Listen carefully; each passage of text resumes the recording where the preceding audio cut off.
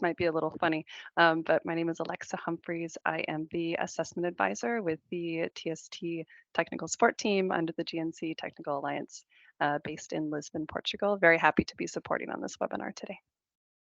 Thank you. All right, thank you so much. Since we cannot hear from all 20 participants right now, it would be good if you could put your name, your position, and the country where you joined at the chat box. That would be introduction. Of course, we know each other a lot, but put your name and your position and the country where you are joining at the chat box. So in today's session, it's going to be a 2-hour session. Let me just switch my video. Okay. It's going to be a 2-hour session and it will be very practical. As much as possible, we try to keep it simple, but at the same time, also we want to make it very practical. So we will be following the HNO, the GF process flow. We start with me giving you an introduction and overview of the process, followed by the contributing factors and scope analysis, which phase we'll be covering. Then after we'll do sectoral analysis, which covers the severity and the PIN estimation. There are some new changes introduced as a result of the new GF guideline. We'll take you through that process. And on the severity analysis, Alexa will be the one who will be taking to you through the process, and she will do a demonstration of how the analysis is done. And finally, we have intersectoral analysis, which I will be briefing you on. And finally, we'll talk about the available routine support that you can get from the GNC team. Before we move on, I don't know which stage of the HNO HRP process everyone is, every country, but from OCHA, I know that most of the countries are at the early stage of the process, but just to know where we are in the process. I understand also some countries have started doing training on the GF methodology, the new HNO methodology. So let's run a quick poll and see where we are in the process, whether or not you have received some kind of training. So I'm going to run a quick poll and let's see whether you have attended.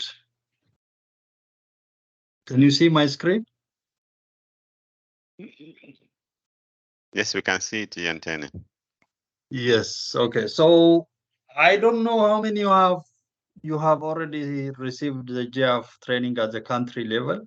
I understand that based on the GF plan, they planned to do at least 20 country level trainings ahead of the 2024 HNO. So I'm not sure how many of you have received that training.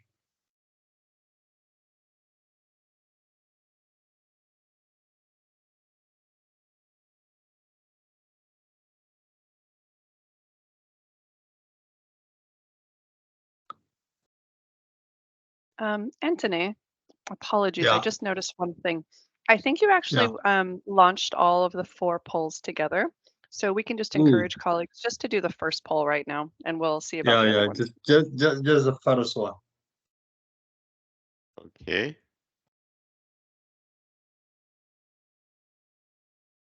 I am not seeing any result. I don't know why.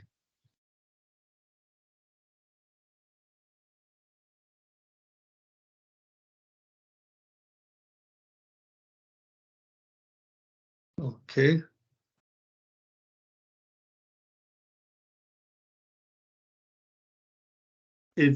Are you seeing the results? No? Can I just come in? Sorry, Antony, Neha here. I think the reason that you're not seeing the results is because if you cannot hit the submit button until you finish all 4.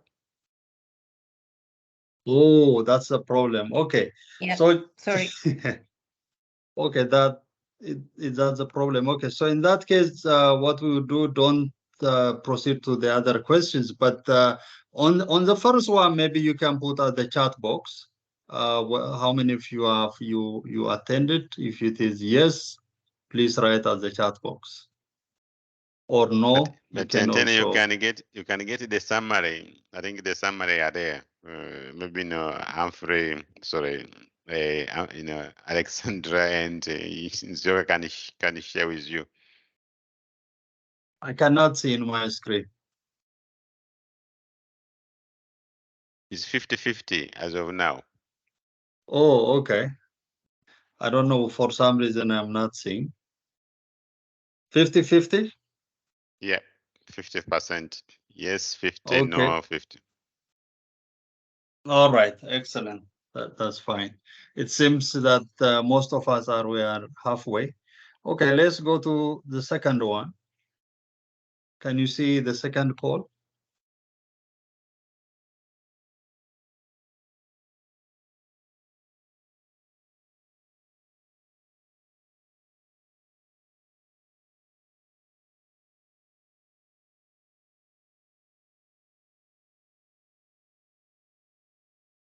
Alexa Faze, can you confirm if you can see second poll about what step of the HNO HRP process the countries are at the moment? Yeah, I can see people say yes, they can see. Though myself, I cannot see. Not sure, maybe not why, but I think So others can see. 75% are saying not started in the chat box. We can see. I think what's happening is only people who finished and submitted their polls, their results are getting displayed.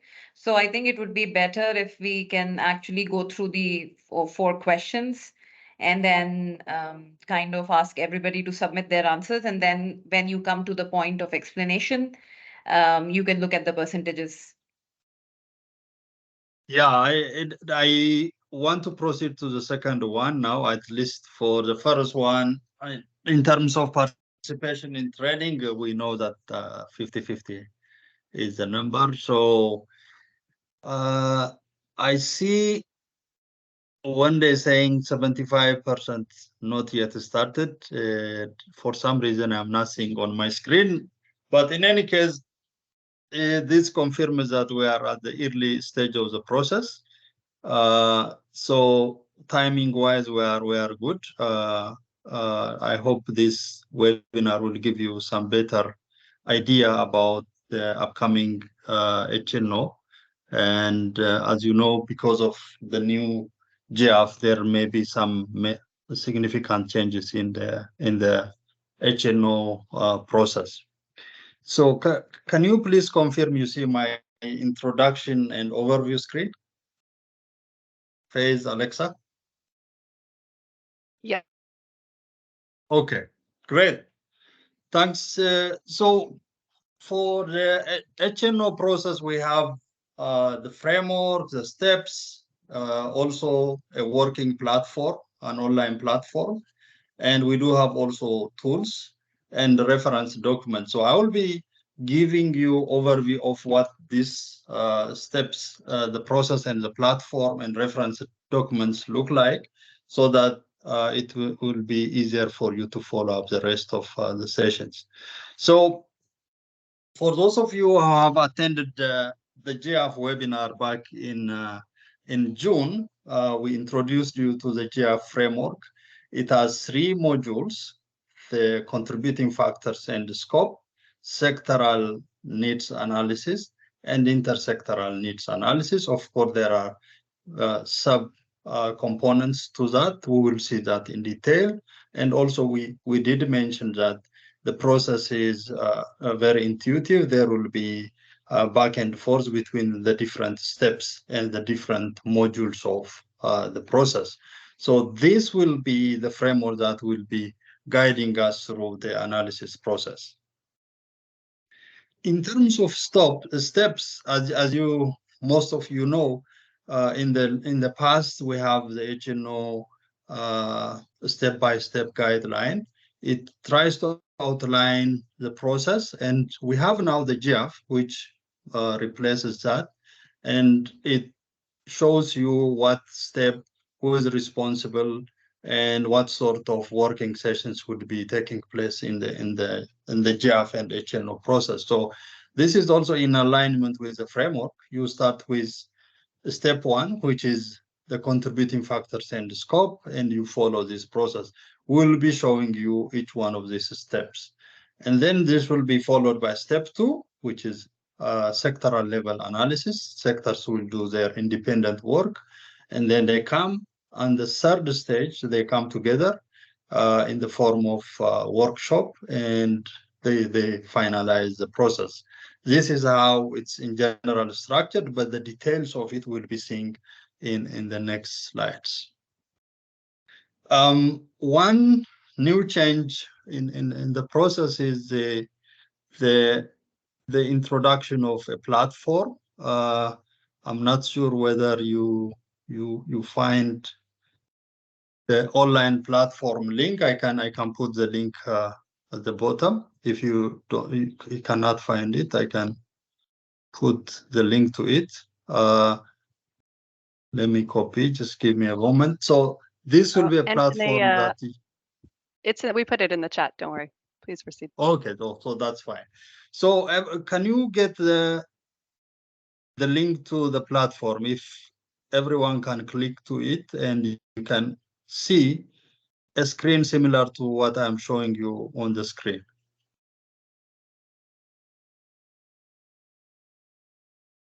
Just take some 30 seconds, and it should take you to the screen. And put a username, student, and password is 123456. Please confirm you find the link. Please put yes or thumbs up.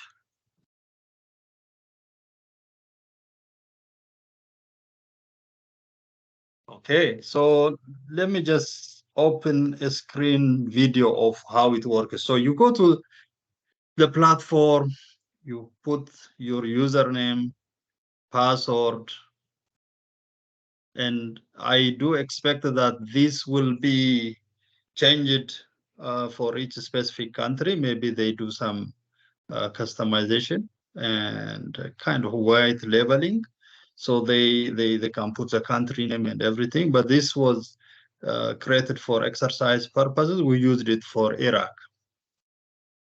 Yeah. So you see the different components, contributing factors, sectoral needs, intersectoral needs, and each one has a working space for us to use.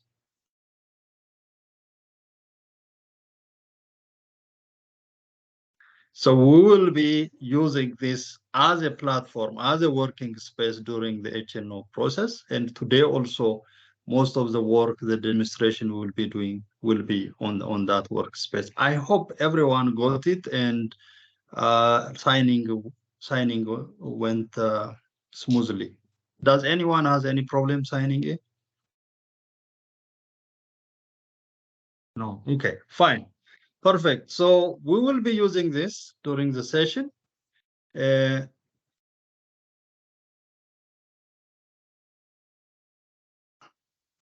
addition to the platform, there are a number of tools which are introduced in this process. I will again run this 1-minute video just to show you what these reference tools look like. We will be sharing all these reference materials, Excel sheet. You can also find them at the platform. At the top right hand of the platform, there is a download icon where you can download this reference material. So what you are seeing right now is the different reference tables. Like we have here the sectoral PIN reference table. I only showing the nutrition and shelter one, but there are of course the rest of, and of course protection and other sector. Here you are seeing sectoral severity reference table. This is a global reference table. What you see on the screen is a nutrition one. This is also a flagging criteria for severity at intersectoral level. This is intersectoral severity reference table. So we will be using this during the process, during every step of the process, depending on where they are necessary. Okay. Finally, in terms of tools, as you know, we have the GNC PIN and severity analysis tool. We will still be using that tool. Most of you are familiar with it. We may not be going in detail to it in this session.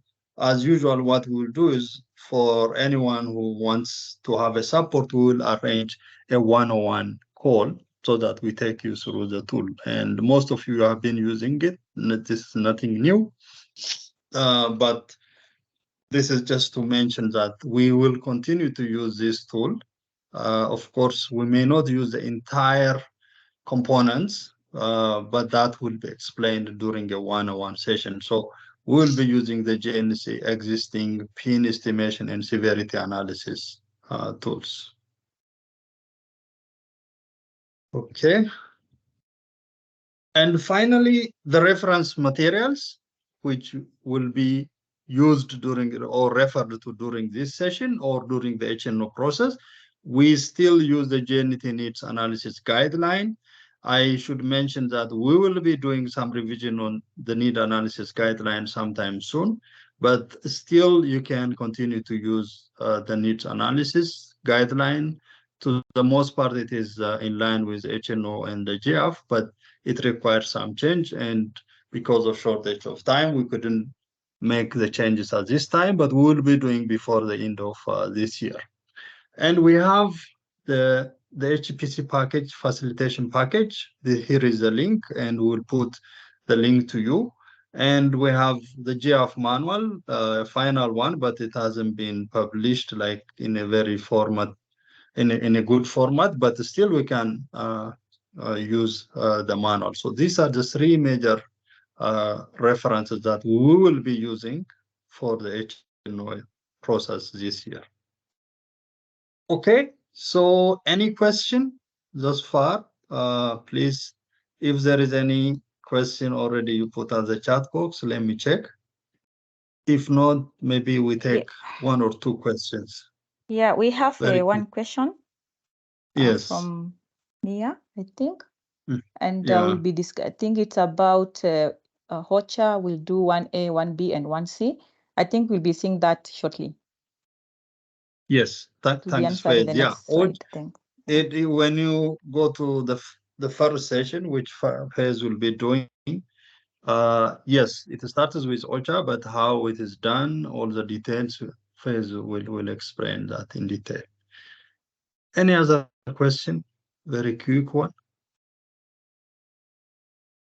Okay, it seems everything is okay, so we can proceed to the next session. Faiz, over to you. Yeah, thank you, Anthony. Can you go to the next I will be stopping slide. sharing. Yeah. No, please share. Okay, sure. Okay. Yeah, kindly keep sharing. Okay. Can you see it? Yes, also you can go to the next one. Okay, thank you, Anthony. And it's good to know that 50% of us have already gone through the training on GF 2.0, so it makes work easier for us. So as it has been already introduced by Anthony, GF analysis framework has 3 modules, and we are now discussing the first one, which is contributing factors and scope. In the previous slides, we've seen an overview of the 3 toolkits that have been developed to support the completion of each module.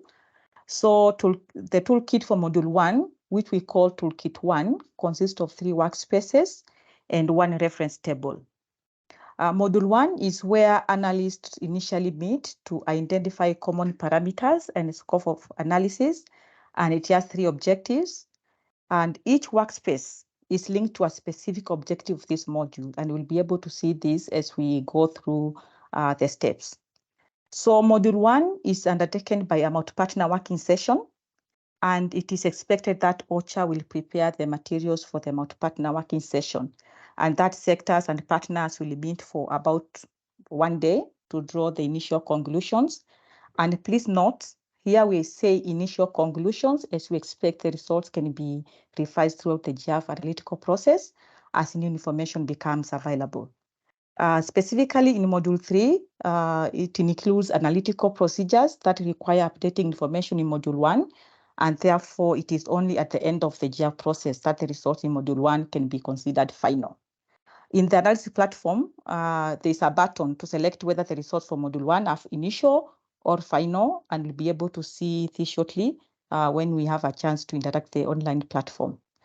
Again, it is efficient that the workspaces in Module 1 should be completed at the national level, noting any of the geographical and population level variations. However, in some contexts, we expect that the workspaces can be replicated at subnational level.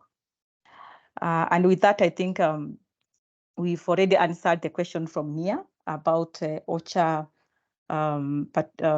contribution in terms of workspaces 1A, 1B, and 1C. So you'll see that in step 1.1, OCHA prepares the analysis platform and the workspace 1A, 1B, and 1C. And then in step 1.2, sectors review the workspaces and add content ahead of the multi-partner working session. So it's not just OCHA working on these alone.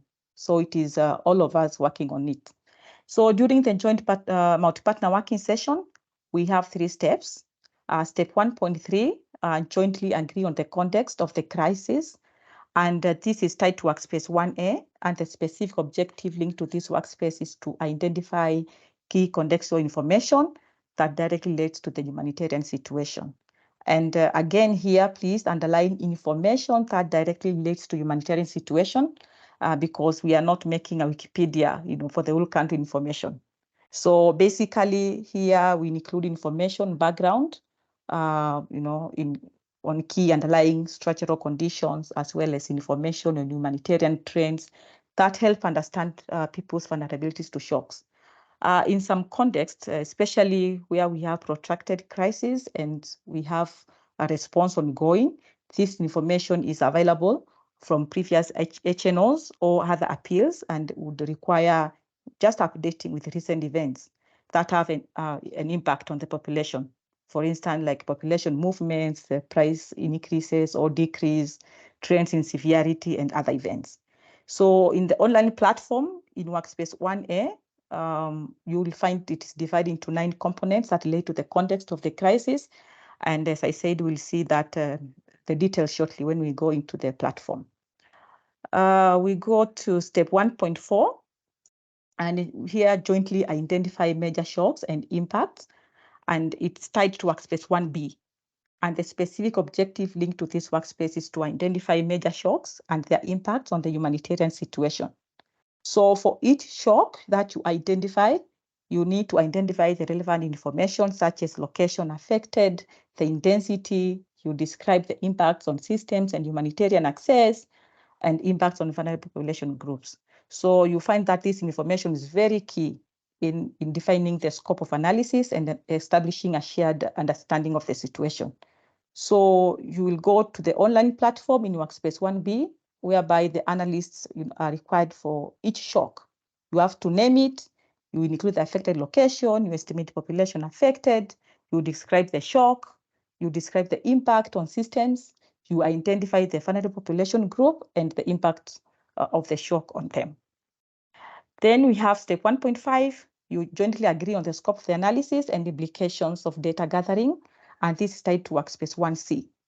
And the specific objective linked to this workspace is to determine the scope of the GIAF analysis to be conducted and relevant implications for data collection. So here we include information on the geographic scope of analysis. You identify the administrative units of analysis, like is it admin 2, 3, based on the context, and any specific population groups to be analyzed. So in some context, analysts may choose to include all areas in the country in their scope, or only certain areas of the country. But at minimum, all sectors should conduct analysis at the agreed unit of analysis, and report their PIN and spirit at this level. You'll also find that step 1.5 also provides opportunities to make some recommendations for more strategic and better coordinated data collection. And here you may recommend, so you include the recommendations of the sampling frames, methods of data collection, the timing of data, and any other key information that is useful for data collection. So in the online platform, Workspace 1C content will include the selection of unit of analysis, will include the areas selected and the population groups, and implications of data gathering and analysis. Next slide, please, Anthony. While each workspace in Module 1 is linked to a specific objective, as we have seen in the previous slide, the 3 workspaces are accompanied by one single reference table. So the reference table provides the common global benchmarks to guide analysts in completing the workspaces.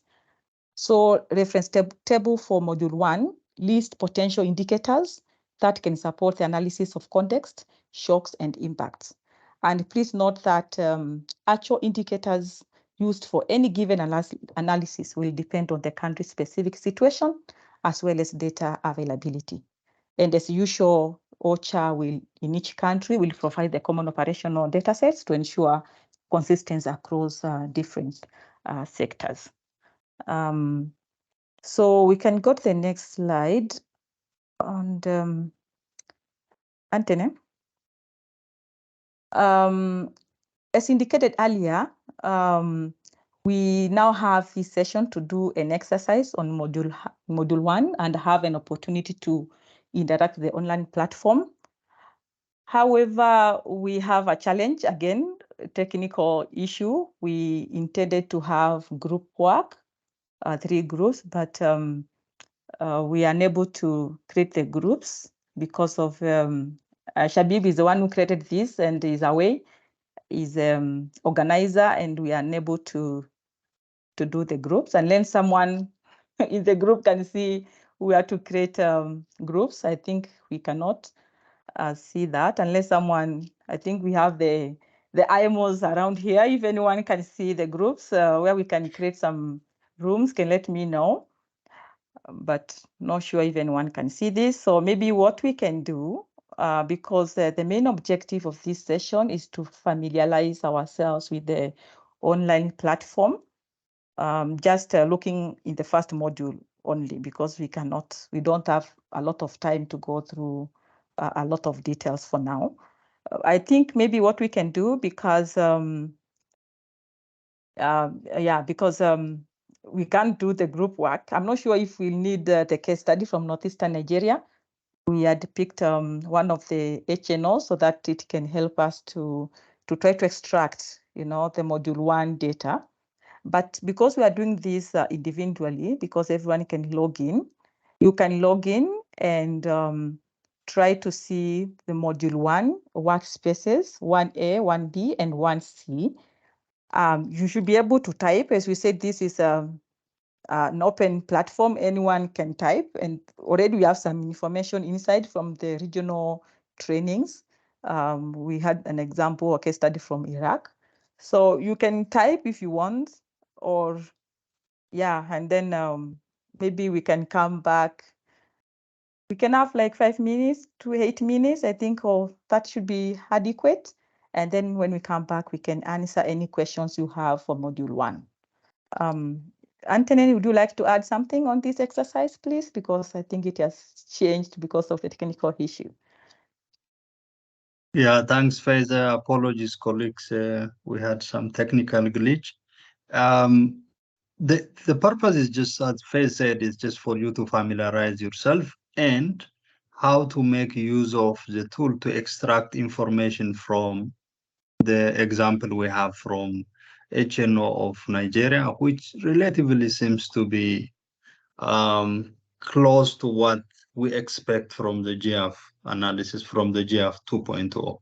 So take a look at the Nigeria material reference document and extract any relevant information and add it to the platform. That's the main purpose. And perhaps we shouldn't take more than maximum 10 minutes, and then we can come for maybe a brief discussion. Thank you, Faiz, Anthony. over to you. So we should be back after 10 minutes. Or when you're done, you can just write something on the chat box. We are not many actually. Yeah, Yeah. okay. 10 minutes and we should be back. Thanks. In the meantime, for those of colleagues who joined late, let us know if you are not able to access the platform. Raise your hand and we can put the login screen back. Okay, so I see one hand. Okay, let me take you back to that slide, which will show you how to log in.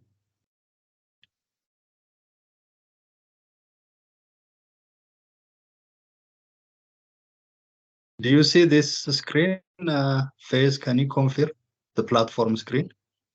Yes, we can see it. So let's see. So we already put the link to the platform, which is analysisgf.info. You can find that at the chat box. Then you log in here, and you see the platform here.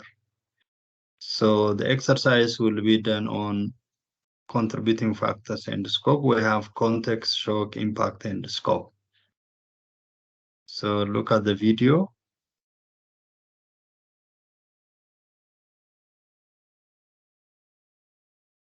It's very straightforward. I hope it will be easier.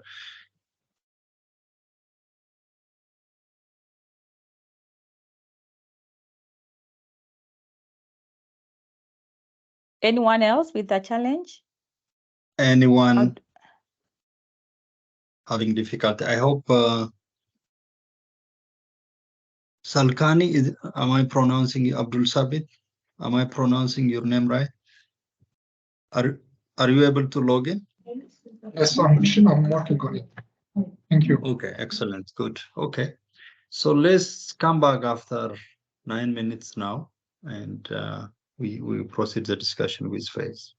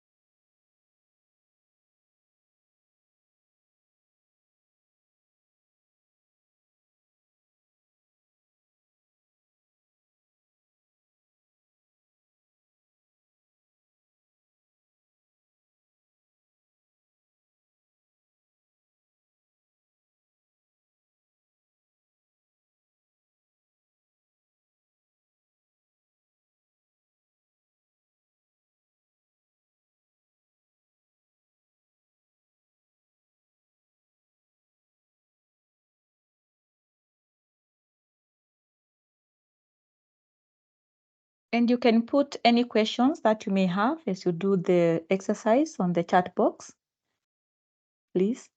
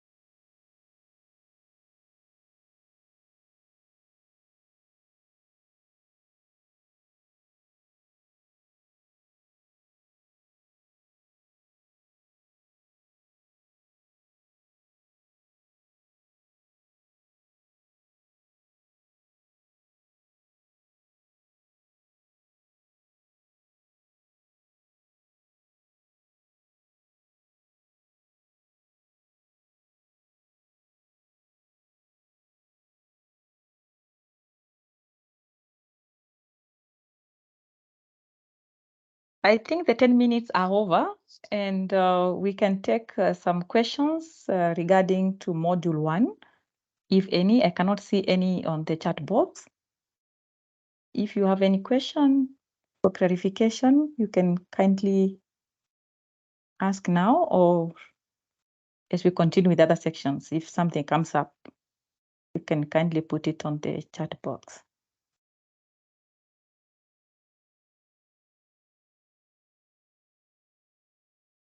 Back to you, Anthony.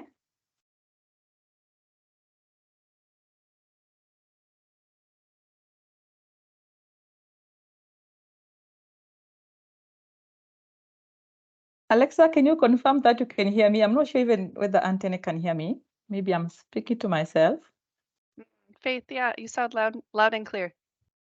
Okay, Anthony, can you? I can hear you. Yes, we can see now you're sharing your a poll. I'm not sure if I am recreating the polls so that we can access it this time. Oh, okay. I can launch from my side. I think, let me see if I have them. Let me see. Okay. Not sure if I can. I think it has changed. No, let me see polls, whether I have them. You don't have to Yes, I launch have it them. now. I can. Yeah. Okay, excellent. Okay. Okay. Shall I proceed to Yes, the you can next proceed. slide? No question for now, and maybe you can remove the. You're sharing the poll now. If I'm not, if that's what Okay. I can see on my screen. Okay, I stopped. I see John raised his hand. Oh, okay, I can see that. Let me see. Yeah, thank you so much, Faith and Anthony. Just a quick one. Does the GIF platform allow working offline? Because I know something that sometimes we struggle with. If you have to keep working on it, it's really it's a system that is robust in itself with a lot of components, so it may be difficult to complete everything online. Over. If Faith, would you answer this? I'm not sure if the offline version works, but something that we can check, unless Anthony, you have experience on that, whether it can work offline. Of course, there is a lot of work that will happen offline. This is more of documenting what you are working on. Like, for example, you may be working on pin estimation tools. You may use your own tools, but you don't see that working space there. What the tool does is it gives you a space where you can upload your work. So a lot of offline work happens, but you need to document that on the platform. So there is offline as well as an online work. I hope it answers your question, John. Yeah, Anthony, partly it does. So of course, yeah, we have those components like you shared earlier, the analysis that we have to do offline. But I mean, as in when I begin working on it, when we begin working on uploading data and all of that, should we say you can save and then connect to internet at some point and then all gets uploaded to the cloud, or does it is it that now it has to be, once you begin working, it has to be online for you to work with the platform? As far as I know, it's online. So you have to log in each time you want to populate, and if you want to also see what has been populated on the platform, you have to log into this is like a cloud working space, like a shared point. So it requires online access. Okay, so let us move on. I think the poll has started by itself. We can, there is no problem in running it. Did you complete the poll, or shall I wait for a bit?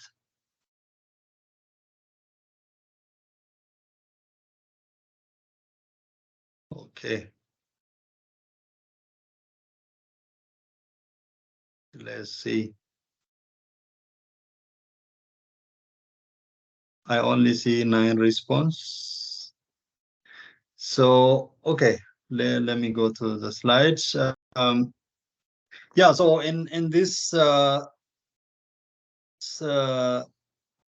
session, we'll be talking about how the sectoral level analysis happens, what new changes have been introduced. Of course, for most of you, this is nothing new, but there are some new things introduced to the process. So we look at what we need to complete during step 2.1, which is we have a workspace called workspace 2A, which is contextualization and alignment with PIN definition with the global interagency standing committee definition and the global cluster definition. And then we go offline, use our GNC or country-specific PIN estimation tool, which I showed you earlier.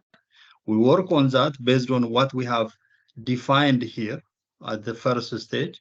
Then at the last stage, we submit our work on the online platform. So we'll do that step by step. But before we proceed, this is what you saw on the poll. We also discussed this in the GIAF webinar last time. There is a new, more clarified, elaborated definition of people in need included in the GIAF. So for the sake of consistency and uniformity of practice globally, the GIAF has defined people using criteria. There are at least 5 criteria that need to be met in order for the people in need to be considered as humanitarian need. So go to the workspace and look at workspace 2A. And there, this is what you find. I hope everyone is seeing the screen. Faze, can you confirm? Yes, we can see step 2.1. Yeah, so on exactly. So what the 2.1 gives you is this is a global definition of people in need. It has 5 main criteria and exceptions. What I'm highlighting, what you see on the screen being highlighted is some exceptions. Exceptions that has to do whether, let me pause here, whether we are in alignment with the global PIN definition or we have country-specific exceptions. For example, here, what you see is nutrition says we have people in need outside. The nutrition proposes that although the definition of PIN is people who are living in affected areas as defined by the scope of analysis, which Faze explained, sometimes like sectors like nutrition could say, we have people whom we consider as people in need outside the affected areas, shock affected areas. So, which means you need to explain here what which the areas are and why you are including those areas. So here it says we are including children under 5 and people pregnant and lactating women outside recently shock affected areas like XYZ, and these population living in areas outside the affected areas are included in the PIN estimation. So you put your note here. This is just declaring what specific customization you did in your specific sectors for estimation of the PIN. Any question?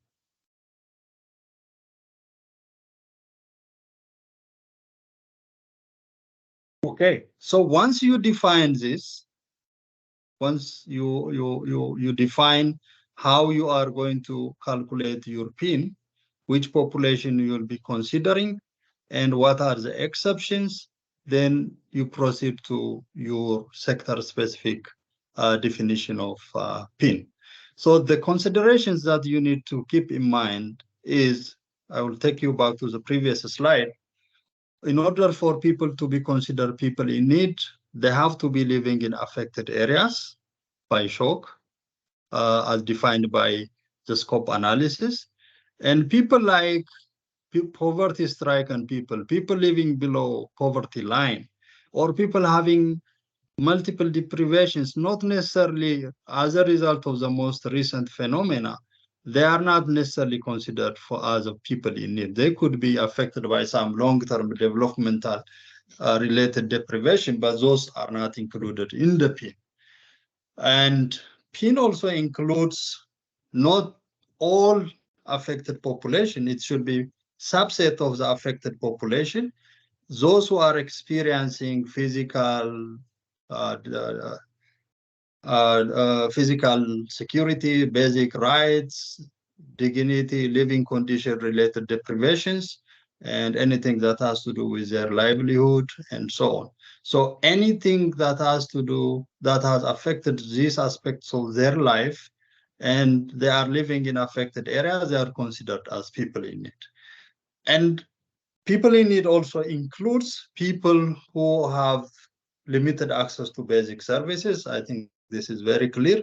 But again, not everyone with limited access to services is included. They have to be in affected areas. Another consideration, which is very important, is people in need can include people currently receiving assistance and who may be requiring assistance in the future. In the past, there was some confusion among different sectors, but now the GF clarifies this very well.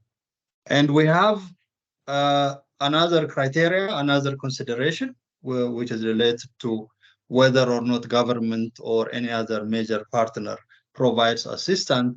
So the PIN definition doesn't exclude if people are receiving assistance from the government, unless the government insists that these people should not be included in the humanitarian need.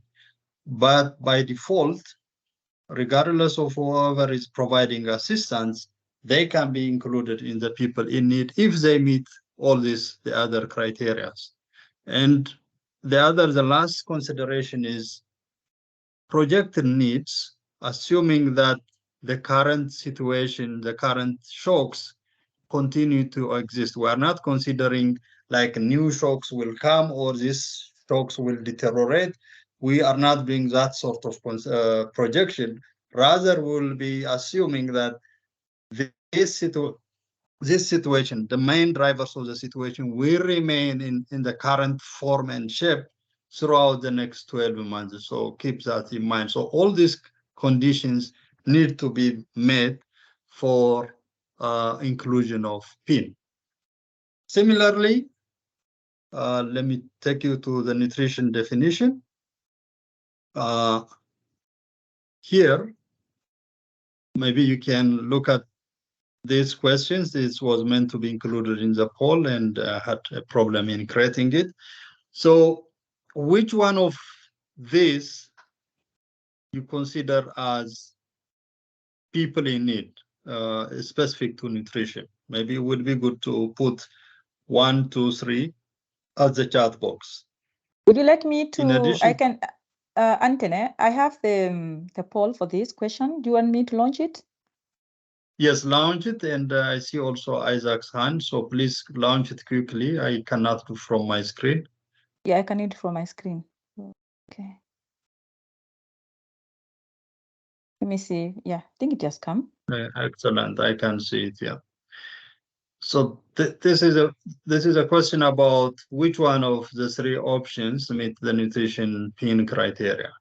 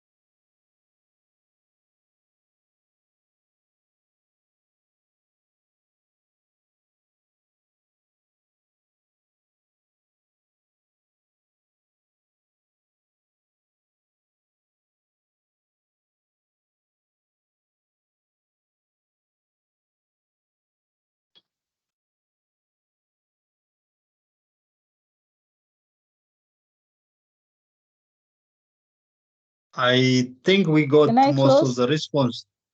Yes, you can close. Thanks, Faith, for the support. Okay, so which one, just similar to the intersectoral definition, we do have also sector-specific inclusion criteria, or you may consider it as a definition of people in need. So what you see in the 3 options, the first one says 0 to 59 months, PLNW, other highly vulnerable groups who are acutely malnourished or at risk of becoming acutely malnourished and who are living in affected areas. That's one criteria. And most of you have responded yes, this fulfills the PIN definition of nutrition cluster. Yes, that's right. For children under 5, PLNW, and other vulnerable groups, depending on the case in the country, if they are living in affected areas, they are considered not only acutely malnourished children, but also for those groups, children, PLNW becoming at risk of becoming acutely malnourished, they can also be considered if they are in the affected areas as defined by the scope of analysis. Another consideration is, what if the GAM is greater than 15 or above emergency outside areas affected by the crisis? So assume that you have some provinces or governorates or locations where you have high GAM rate, and at the same time, those areas are not included in the affected areas. So long as you provide your justification that there is a high level of acute malnutrition, those children, PLNW, can be considered among the people in need in your PIL estimate. So that's basically the GNC criteria, and it's very consistent, and it's in line with the interagency standing committee definition, but also the GAF definition also accommodates some exceptions related to nutrition. Isaac, I see your hand. I think you have a question. Yes, thank you very much, Anthony, for good to see there some kind of, breakthrough or some kind of consensus in terms of some of the issues which have been major. I know we have been discussing several times in the last 2-3 years. One quick comment or two, basically. One is about the issue of the GAM, and in terms of the context like Sudan and maybe other countries as well. We may have areas where we have even a GAM as less than 10%, for example, or even 5%. But the reality is that there's no any program which is providing any nutrition services for those children in those areas, even with the lowest level of acute malnutrition, except through mobilizing resources in the HRP. So I don't know what was the discussion at the global level in that kind of context, and how do you do that? Because for Sudan, we normally actually include them because there's no any other way for those children of getting supply or response unless maybe with a different system which could address them outside the HRP. That's one. Secondly, I just want to get a kind of quick, maybe view from the global level in terms of the term and the other highly vulnerable groups. Because in my view, that is also very much broader, and if there is some kind of examples which can be used, and or some kind of guidance, maybe in terms of which exactly are they, in order to avoid, opening up of everyone. So, okay, even this one are highly vulnerable because of different kind of context. Those are the 2 points which I wanted to flag. Thank you. Thanks, Isaac. Very important question. Let me address the second question because it's easier. So vulnerable groups, it depends on the context. We want to keep it open for inclusion of maybe adults in some cases. Like I think a typical example is in Southern Africa, where there was HIV/AIDS pandemic. Even to this date, the HIV prevalence, AIDS prevalence is very high. People may be in need of nutrition assistance.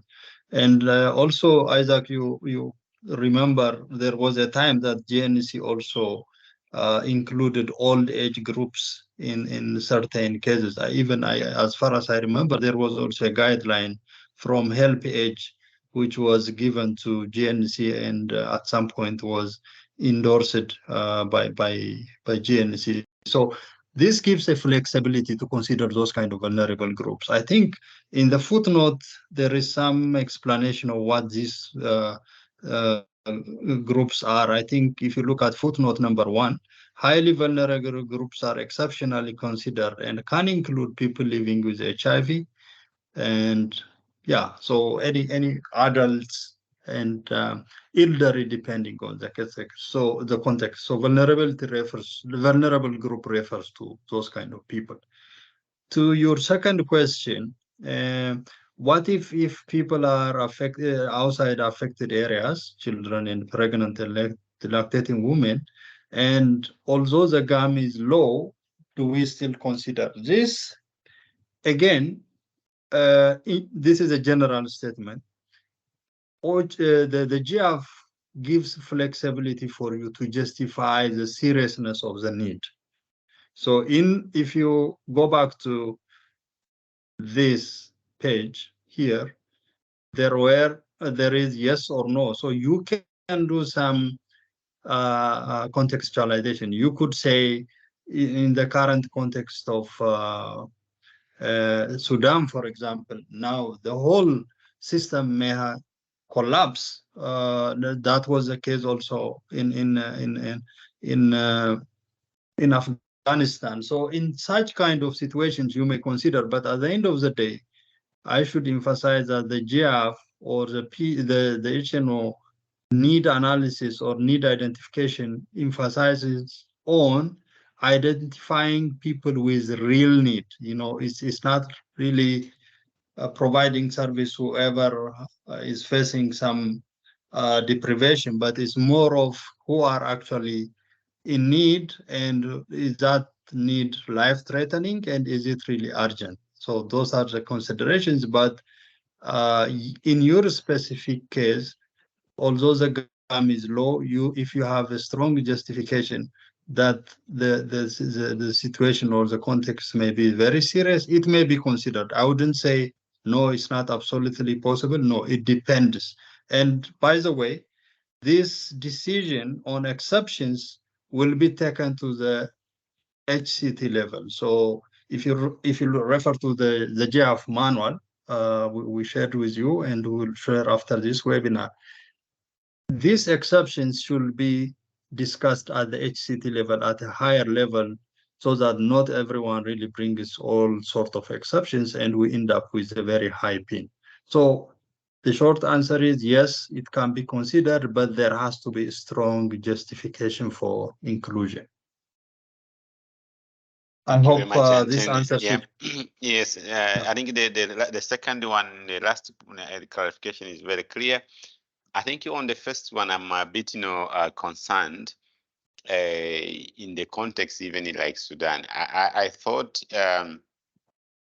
I think there's a need from the GNC to have a clear guidance for that. For example, for countries like Sudan, maybe Yemen, Afghanistan, and the others, where we have really big problem of acute malnutrition among under 5 pregnant and lactating women. At the same time, we also have acute malnutrition among adolescents, adults, and everyone. Which really population group do we want to send to the HRP as part of the PIN? Because otherwise, we're going to be having everyone will say, guys, all these people are in need, and they are also having all those kind of deprioritization, other terminology, and all those kind of justification. But I think my view was that if I would suggest that maybe the vulnerability from the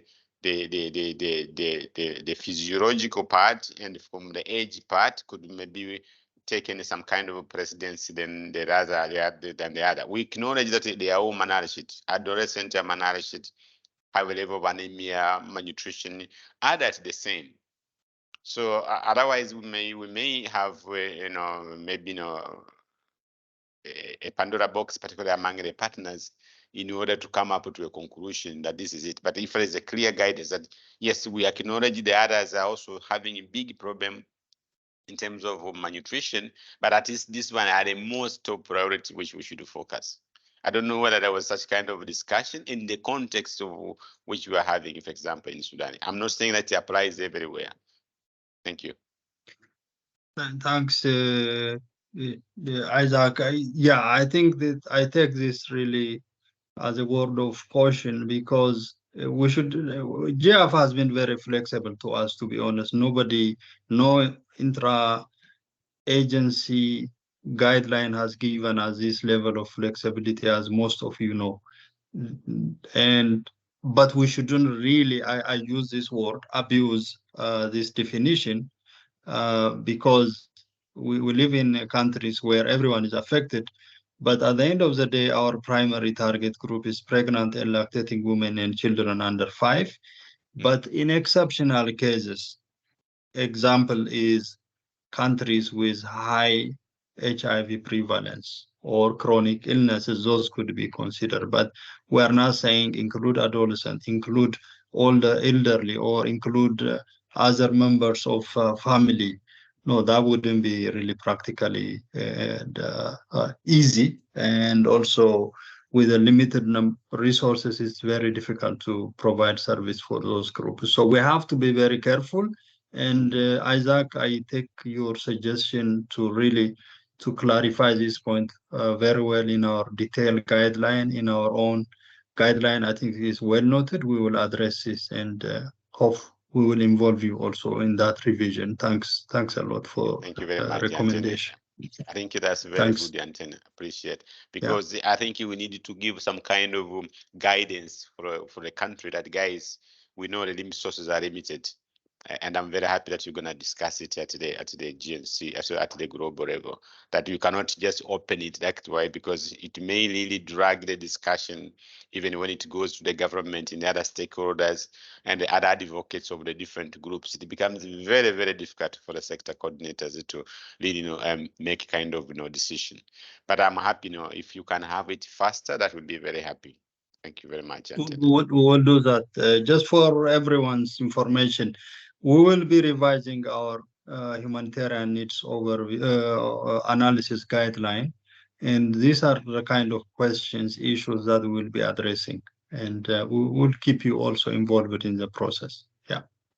Thanks. You. Okay, let me wrap up this PIN estimation step. So once we are done with making sure that our definition meets this global definition and the intra-agency definition, as I have showed you here, the next step is we go to our tool, the GNC need analysis tool. One major output from the definition is limiting the affected population, meaning we now know that source population, as a source population, whom we should be including for the PIN estimation. And there will be areas which we will be excluding from PIN estimation, or there could be some areas we will be including in exceptional cases. So the main outcome of this step is to identify which areas we should be including in the tool, which areas we should be including the population figures and other details in order for us to generate the PIN. So once we do that, we finalize all the PIN calculation. The last step of the process would be we upload our work here as a workspace. Here you can see PIN and severity template. So of course, these allows for uploading of PIN as well as uploading of severity analysis, which Alexa will show us. So we upload our documents here, and it's not really the overall number. We should share everything. All the detailed work should be shared at this workspace. Okay, so that is the end of the PIN estimation step. As I said earlier, for detailed explanation of how the calculation is done, as usual, we will organize one-on-one session with you. So as usual, you can reach out to us and fill the support request form, and we can arrange a one-on-one session. So before we move to the next one, John, I see your hand. Is it the old one or a new one? Yeah, it's a new one, Anthony. Just quick one again. I think building on what Isaac has mentioned. In the reference table you had for the target areas or focus areas, you had O. Could that be an and or is it has to be one or the other? I think that's the first one. Then the other is just. Okay. Go ahead. Yeah, go ahead. just one specific to Nigeria as an example as well.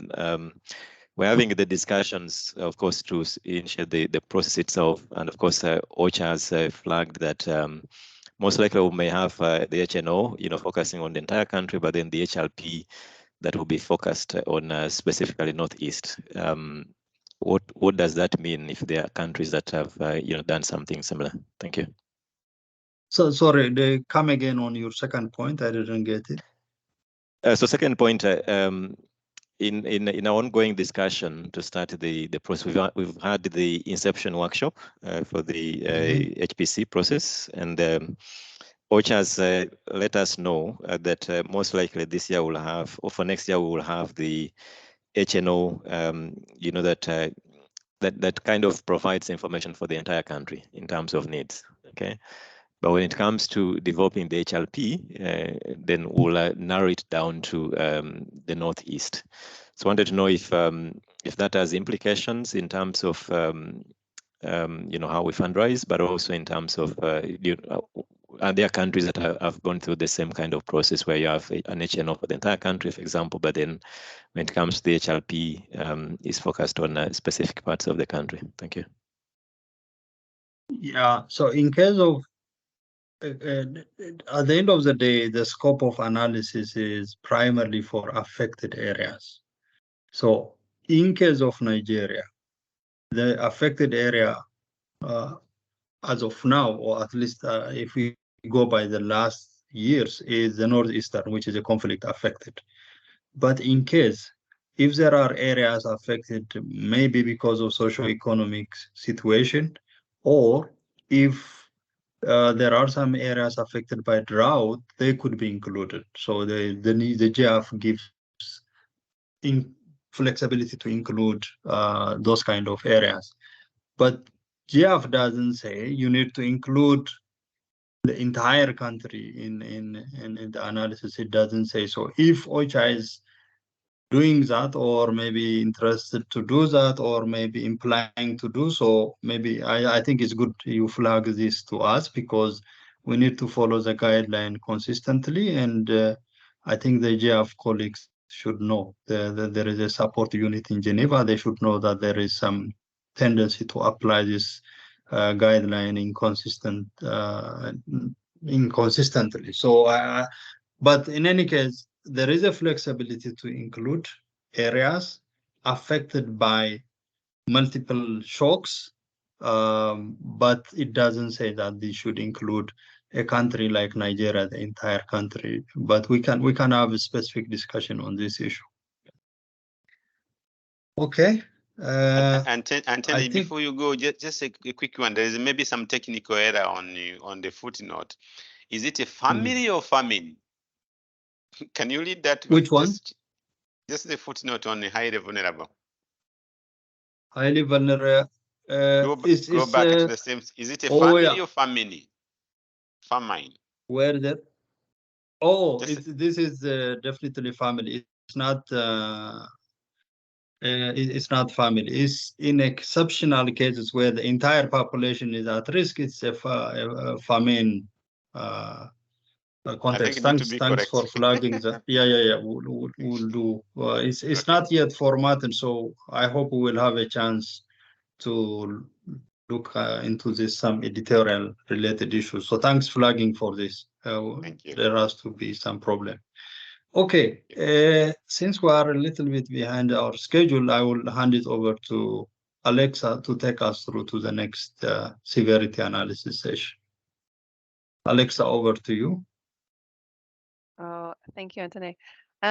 Let's see, for my section, can you go ahead and share the slides again?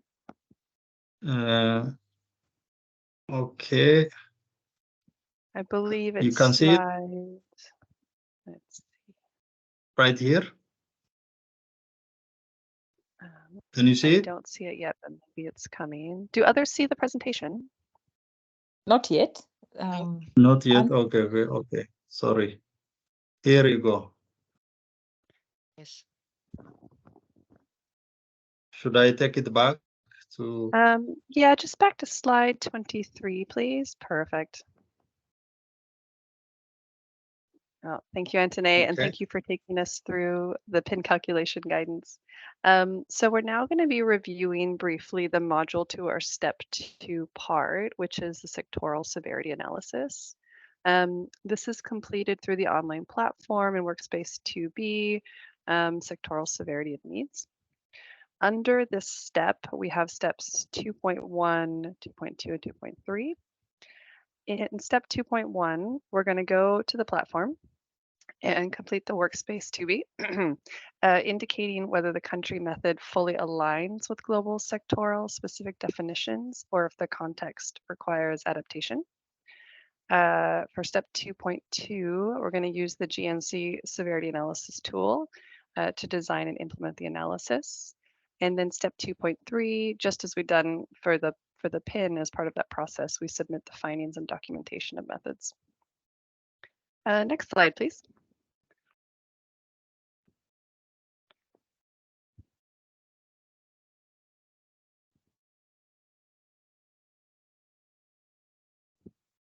Did it move? Not on my side. Perhaps there's a bit of a delay. no, it's not moving. No. How about now? Now, good. There it is. Thank you. Okay. Okay, so as previously mentioned, we're going to complete this section to indicate if the country method fully aligns with or it requires adaptation. I'm a very visual person, so sorry. I'm going to share my screen and present from the platform. Apologies for the disruption. And just really quickly show you, Antoine already took us through this platform and you've already explored it, so I'm sure you're quite familiar with it. But for this step, it's going to be, so this is the main screen under sectoral needs, severity, interoperability. Important word, not easy to say, but important word. Okay. At this stage, what we're going to be doing is we're actually going to be, for our row for nutrition, for our context, we're going to be looking at the 5 different categories from category 1, minor or no sectoral deprivation, to category 5, sectoral collapse. And for each of these, we're going to want to say if we are aligned in our definition for nutrition for that category, or there's been some adaptation. And this is quite simple. It's same as in the other workspace. You're going to have, if it's aligned, it turns green when you click on it. If it's adapted, it is going to prompt us to add an explanation for why we're making an adjustment to that category of severity.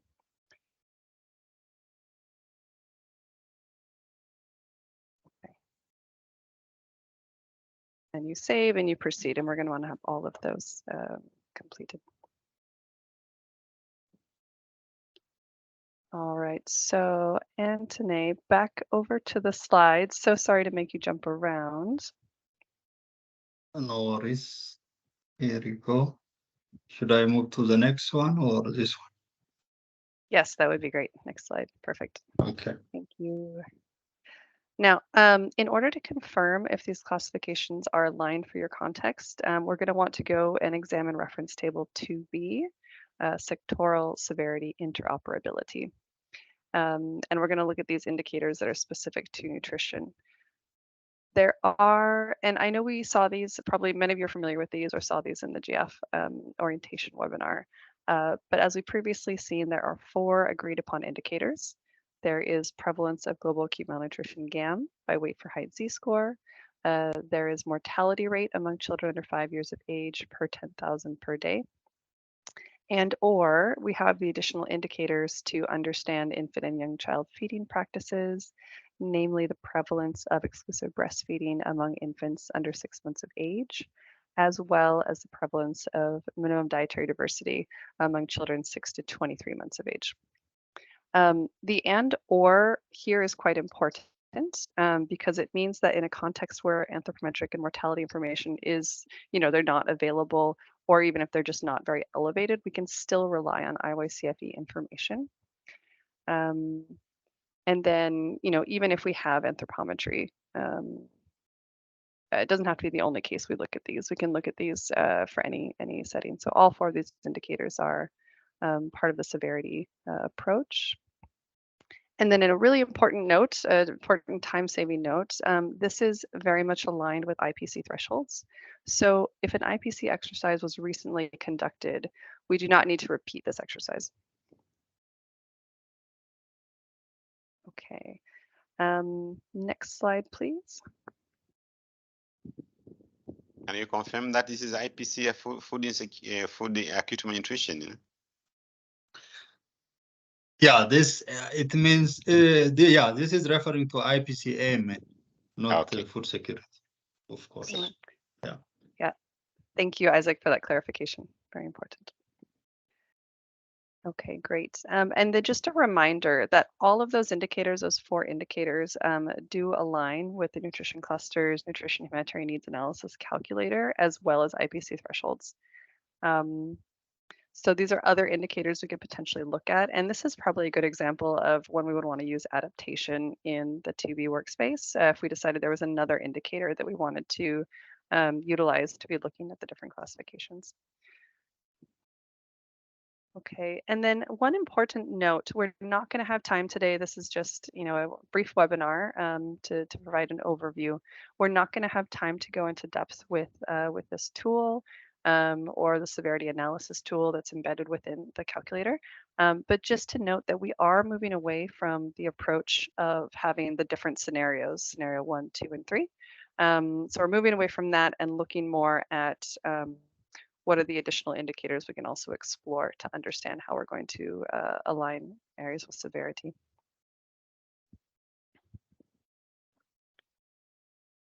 Okay, next slide, please. Thanks.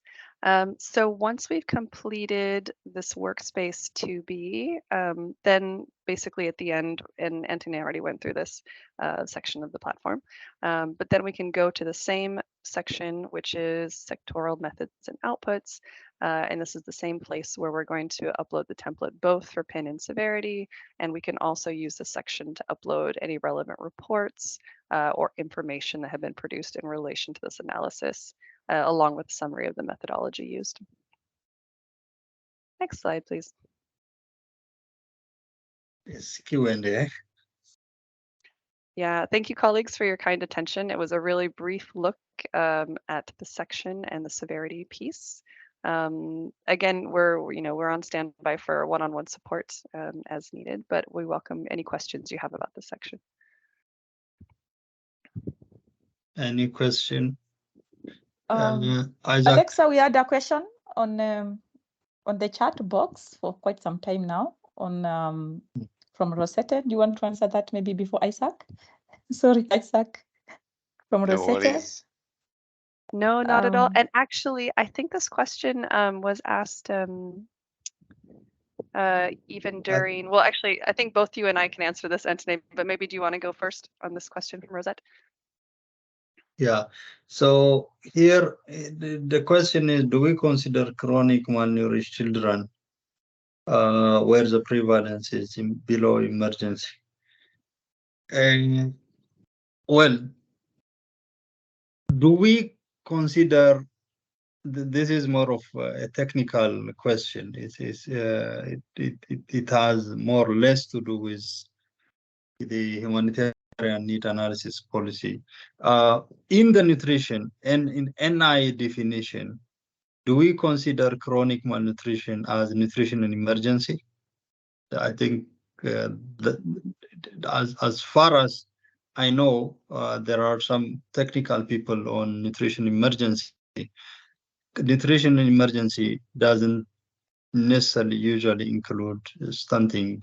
Rather, it includes mostly acute malnutrition, Of course, micronutrient is included, and anything that puts a child, a pregnant woman, to risk of acute malnutrition is considered. So as of now, based on our global guidelines, stunting is not regarded as really a case for nutrition emergency. And let me know if anyone has really a different opinion. I may not have the most recent technical knowledge on this one, but based on what we know so thus far, chronic malnutrition or stunting, unless there is really exceptional cases, by default, we don't consider it as nutrition emergency. Isaac, is it old or new one? This is the same one which I raised. I wanted to Okay. reflect on one comment from Alexa's presentation. Mm-hmm. Yeah. So thank you very much, Alex, and of course everyone, Anton and Faith. I'm learning one thing here, that there's a very great effort in terms of harmonizing the indicators which is used for severity and even the classification. So we don't have a catastrophic anymore. This is what I wanted to ask first. And second is about the indicators which are used to do the severity. I see there is mortality, there is acute malnutrition, there is the IYCF and the others. But in order to have such kind of comparability across or maybe the country, I heard, was it Antenne saying that in case, or was it, Alexa, that in case you don't have, for example, maybe mortality or acute malnutrition, you can use the IYCF. Do we have a minimum, maybe, and then maybe indicator which has to be included in the analysis to fit into that class, into that kind of scale? So maybe if there's any kind of maybe a kind of guidance or reflection on that. For example, if we have only two, we don't have mortality, we have acute malnutrition and IYCF, we go ahead, not necessarily we need to add another one. Or if, for example, we don't have maybe mortality information and we have IYCF and acute malnutrition, we move and we don't necessarily bring in. Okay, thanks, Isaac. Alexa, would you answer this? Yeah, sure. I'm happy to answer. I think the first part of it was about if we're not having catastrophic as a category anymore. And my understanding is it has to do with the interoperability to make sure these categorizations are consistent across all sectors. Please feel free to correct me if I'm wrong, Antone. And then the piece about if we can rely on just IYCFE indicators, yes, that's the case. That's what's being proposed. There are situations where we do not have updated information on anthropometry or mortality, for example. So we can use IYCFE. That's the OR piece, which is a change Alex. from the past process. Sorry, over to you, Antone. Yeah, I do not have any additional answer. You respond very well. So we are moving away from GAM only or GAM dependent classification. We are considering IYCF micronutrient deficiency as alternative indicators. You may combine them, but you have also option of considering those indicators, non-GAM indicators, independently. And in terms of catastrophic is still considered, yes, the severity classification is a 5-scale one, and the catastrophe is still there. Okay, I think I need to rush to the next session. Can you see my slide? Sorry, Antene, because I was just relating to the slides which was presented by Alexa. Talking about sector collapse. I see sector collapse, so I don't know the sector collapse. Oh, exactly.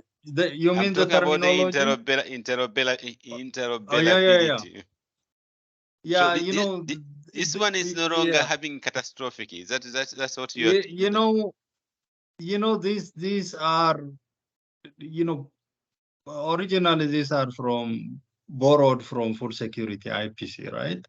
So not everyone is happy using those terminologies. So, but sector collapse equals to or is equivalent to catastrophe. But this is a terminology that everyone agreed on.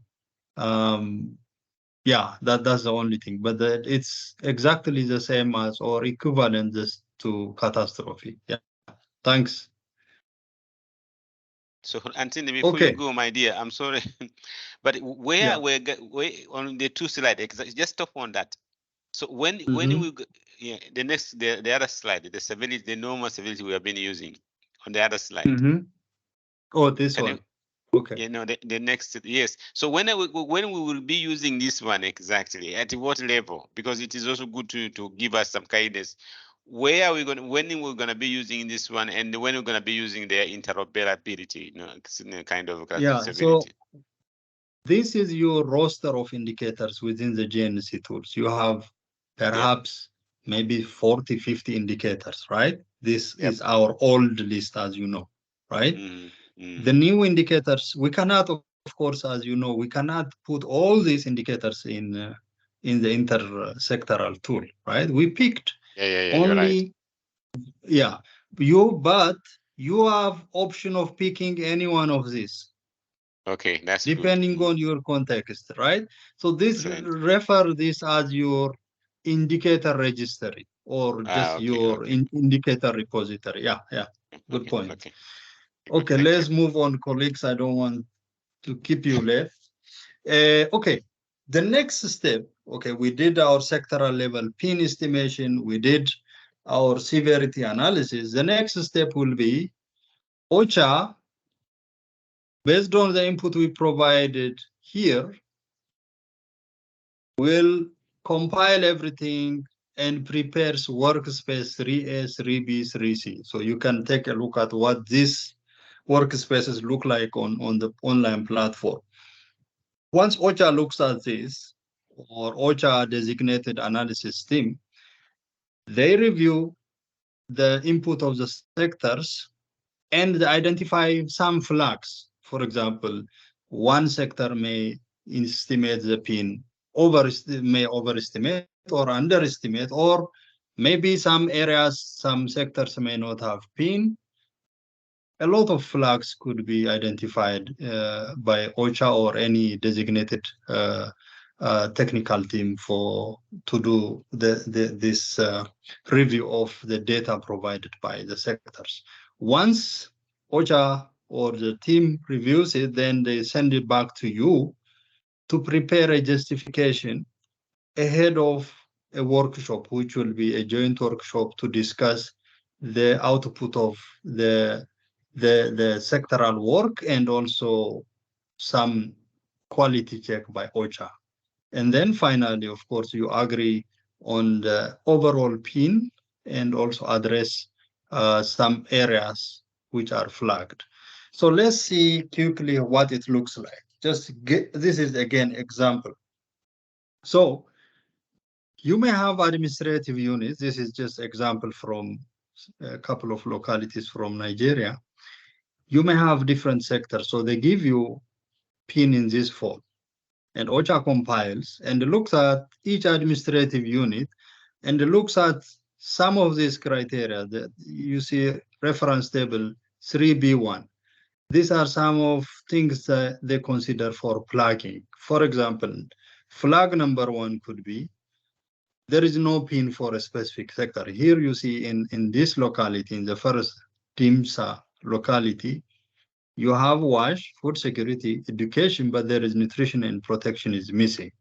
So what OCHA does is it will do flag 1 or 2 so that they ask you as a cluster team to explain why nutrition is missing in this area, or if you are a protection cluster, they ask you to explain this.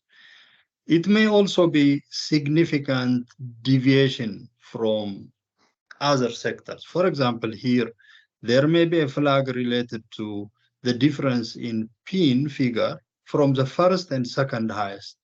A good example would be, for example, here, we have WASH 20,000, food security is 50,000, So it raises a question, why, both these sectors, they usually consider almost the entire population for their PIN estimation, and household is the primary target they usually include.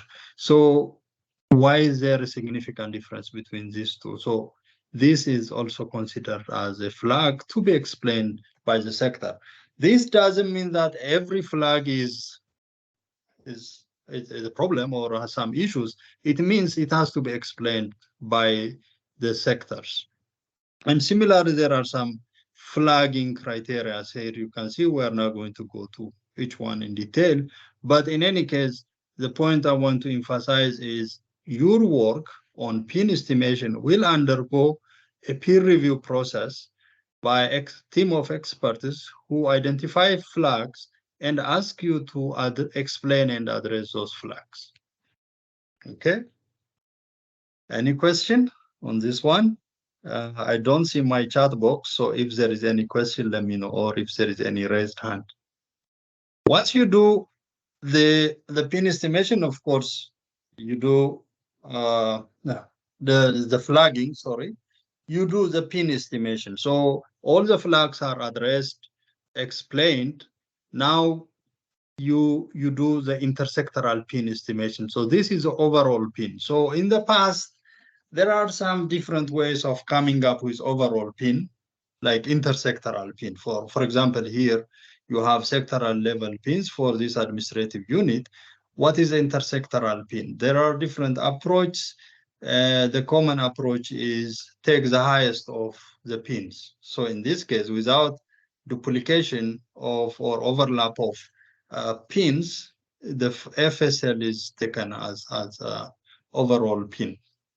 But what happens in the new GIAF methodology is, by default, the highest is included, the highest of the pins are included, but there is a need to revisit the flagged areas, because if there is a problem in calculation in a specific locality, then the intersectoral team, instead of going each administrative unit and check the PIN for each administrative unit, they just focus on areas which are flagged as having some problem in the estimation of PIN. So then they go and do some correction, some rationalization of the people in it.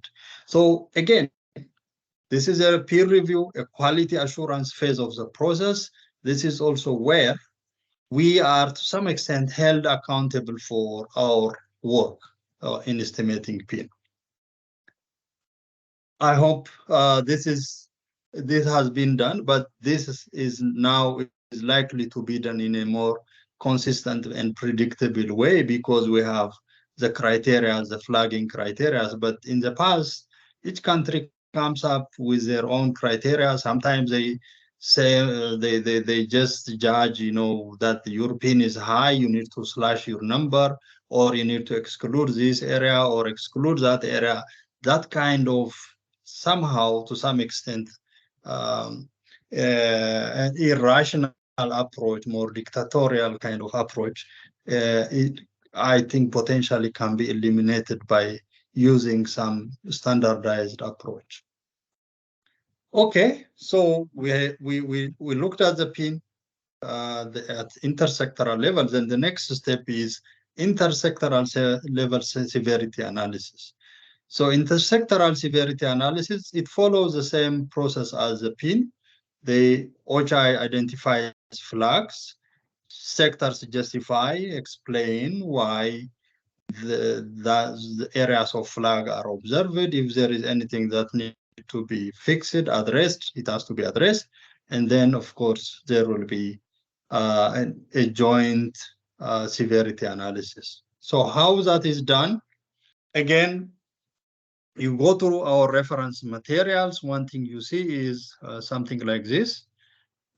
We have, in addition to sector level severity indicators, we have the intersectoral severity indicator. So here, the intersectoral severity, Isaac, for your question, it more or less looks like the IPC one, but of course, additional indicators. Here you have, for example, death rate, global acute malnutrition rate, epidemic, and also livelihood-related indicators. You can take a look at all the different types of indicators. So in addition to sectoral level severity analysis, then all administrative units will be rated for the severity level using a more of an aggregate level of a composite indicators here. So when OCHA reviews, they do a severity analysis based on this for all administrative units using more outcome level indicators like cruise days rate.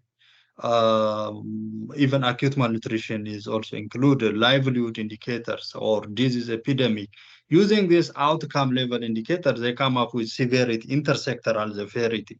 Then they compare whether the severity by intersectoral severity is similar to the sectoral level specific severity done by the sectoral severity indicators. So there is a flagging criteria, but the flagging criteria mostly emphasizes on phase 5. So if there are areas here, as you can see in the example, areas with severity 5, they may have this kind of pattern.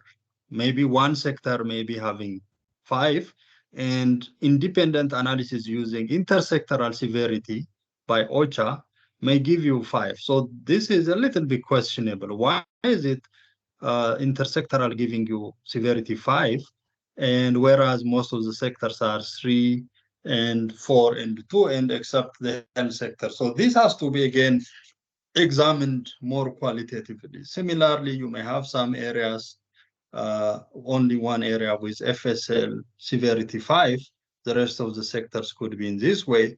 Then anything that really requires further investigation and clarification and explanation is flagged at the intersectoral level. So you will see how this look like practically, but for now, just keep in mind that there is a flagging peer review process which would identify some outliers, and prepare yourself to explain in cases where your severity analysis gives a different finding as compared to the intersectoral classification.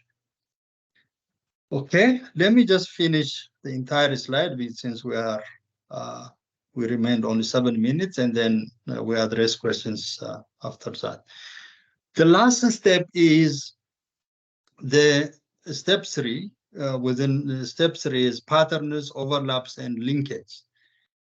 This is simply, just to put it simply, this is to allow all the clusters, intersectoral mechanism, to identify trends, patterns, linkage with some operational implication.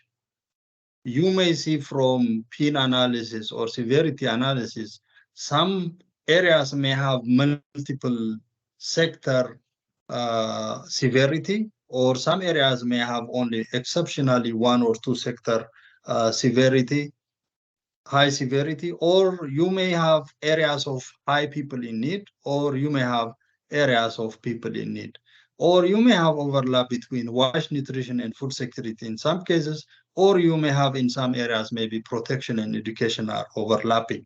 So all these things, they may have some operational implications. So this step is more of looking at some patterns, some observations that could be relevant for operational decision making. So this is nothing new. This is a matter of observing by asking some leading question. For example, you may ask, where are areas of high needs?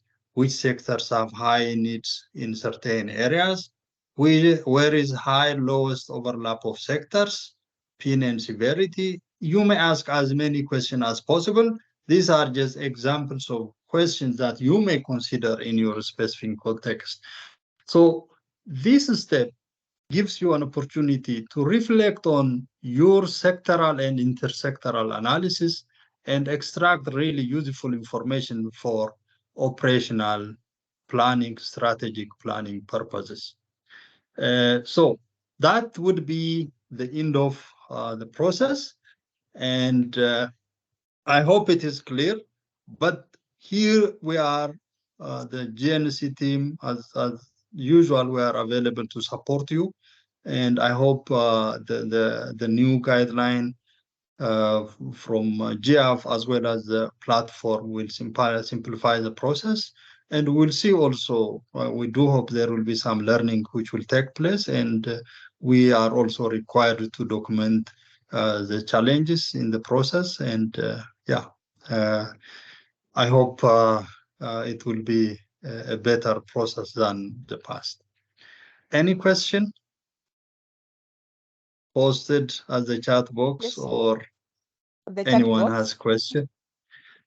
Okay, so I see Wendy, your hand. Go ahead. Thanks, Anthony. Just to emphasize on the question raised by Isaac on the terminologies like catastrophe and sectoral collapse. I think in the table I'm seeing the catastrophe is for intersectoral severity, and the sectoral collapse is for sectoral severity. Yeah. I'm referring to this table. Please confirm if that's I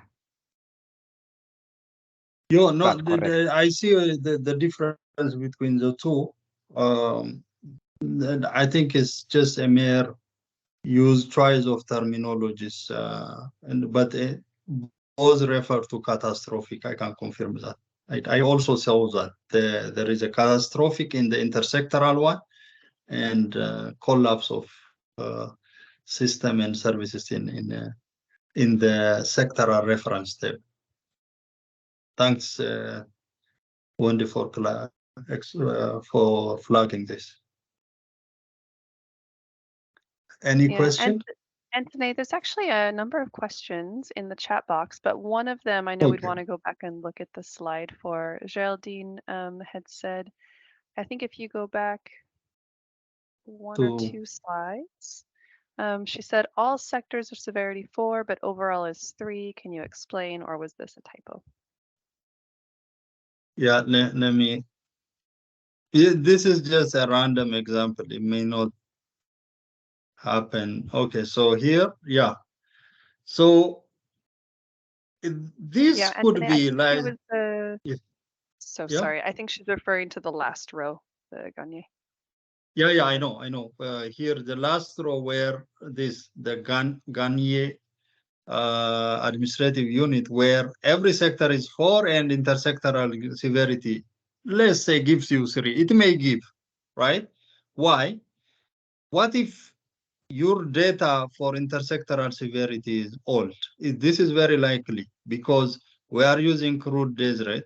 We are using data points that may not be collected quite frequently. Like usually mortality data is collected maybe once in a while, maybe every 5 years or every 3 years. So that could be the reason. It doesn't mean intersectoral severity is correct, and we should highly depend on intersectoral severity. Intersectoral severity could also be wrong in analysis, because here it shows 4, almost all sectors, based on their sectoral level indicators, whereas the outcome level assessment analysis shows maybe different. What do we do in this case? We need to do expert judgment. That's what it's implying, right? So this may not be observed in reality, but it may be also observed because sometimes data could be very old and it may not reflect the most recent situation because the situation deteriorated and the sectors have strong evidence that the situation is far worse than what it has been, like maybe it has been like a couple of years ago when the outcome level indicators data were collected. Yeah, so that could be one explanation, but again, this depends on the context. The main point is to check if there are any flags that show there is some inconsistent categorization of severity, then it has to be addressed. Any question? Any other? Any in the chat box? Yes, in the chat box. We have. Are you able to see the chat box, or do I read it for you? Yeah, Anthony? I see which questions. And Geraldine had a follow-up question on the same. Yes. I can't see it. Maybe it's Okay, up. so You she's can asking, can you read it? when we have severity by sector and intersectoral severity, what happened to this information? Are we going to be asked to respond only to severity 4 or 5? That is the question. Yeah, you know, this gives the sectoral level analysis gives you like introducing as many indicators as possible in your sector, right? The intersectoral severity is more of checking if your analysis really makes sense. And let's say, for example, food security, WASH, and health and nutrition, they show a very, let's say, serious situation, whereas the intersectoral doesn't confirm, then we have to maybe revisit, or maybe the intersectoral severity maybe in this case should be ignored because it may not show any consistent finding with the other sector indicator. So this is just a double checking. This is a quality control mechanism. It doesn't imply one is superior to the other one. Let us take it in that sense.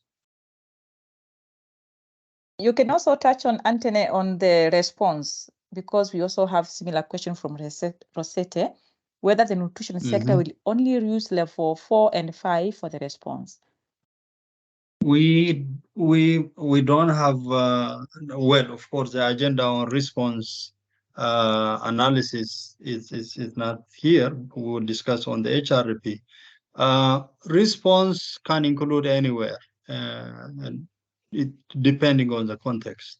So we are not discussing that in detail, but response is not necessarily on level 4 or 5. It could be 3. It could be 2, depending on what is the specific context of the country. So we'll have that discussion in our HRP webinar. Okay, I think that is okay. Then we have a question from Abdulbaset on severity. Is the final severity score for nutrition be calculated using GNC tool? The short answer, you can refer to the GNC tool as a standard. You can make adjustment in your country level, but you can.